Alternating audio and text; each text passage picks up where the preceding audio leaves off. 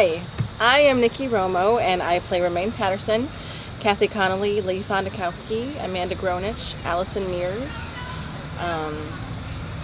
and a bunch of other people. I like Kathy Connolly. I think I like the fact that she's kind of, she's a professional lesbian, if that makes sense. She kind of is, you know, she's got a very high authority at the university, and she's got, you know, other things that she's, you know, has to deal with. She's got a family, she's got children, and she's just fun to play. Romaine is his best friend. She's Matthew's best friend. So there's a lot of emotional connection to it. There's a lot of how would I feel if my best friend was killed? You know, how would I feel being a lesbian myself? She's also gay. So that kind of things are fun to play with. I was doing a show before this, and I kept saying, oh my gosh, I can't wait to even get here and do this. This is just great. You know, it's not so much, because it is the stage time, but the artistry of being able to put the characters together. And there's parts when we're actually on stage and you have to kind of morph out of one character into another character in front of everybody. And so I really felt that. I feel that every time, you know, we rehearse and get it together, and it's just so much fun to be able to literally transform yourself into somebody else. Is just the greatest thing. The gist of it is actually when the event that surrounds 1998 in Laramie, Wyoming.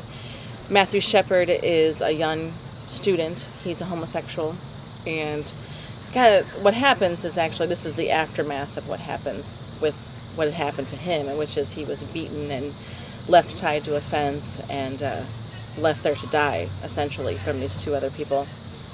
Aaron McKinney and Russell Henderson are the perpetrators. And so what we're doing is that these are all the interviews and actual events that happen, and they're all put together in the show, and we're take on the characters of the real life interviews and the real life scenes, and make it more to life as what happened after the event.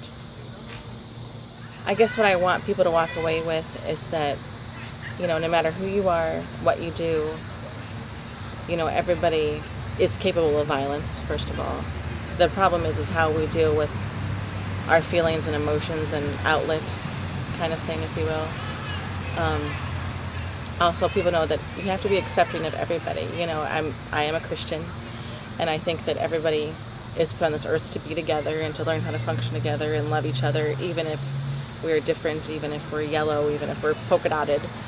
You know, that we all get along some way and learn how to function and be peaceful as much as possible in this world. So I have kids of my own, and I wonder what their lives are going to be like, you know, how they're going to grow up, what's going to happen to them as they, you know, move out of my house and go on their own, you know, what will happen, you know. And I guess I think, you know, God forbid this happens to one of my children, you know, I would love them, gay or straight or otherwise, wouldn't matter.